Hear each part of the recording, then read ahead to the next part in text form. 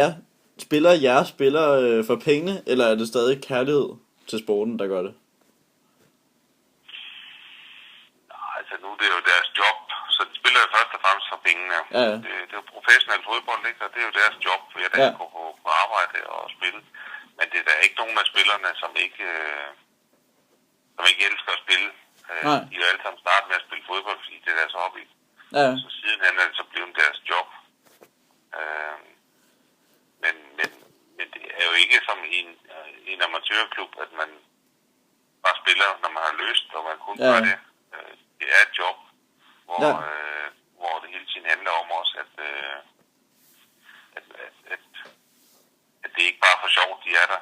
De er der ligesom alle andre folk, og skal leve også på samme måde. De ting.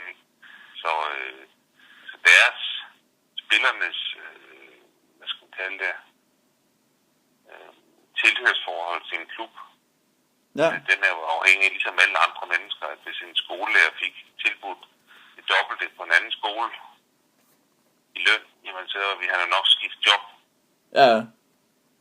Og sådan er det i alle andre jobs, og sådan er det også for fodboldspillere, at hvis de får et tilbud om, at de kan få det dobbelte løn i en anden klub, jamen så er de jo nok også villige til at skifte klub.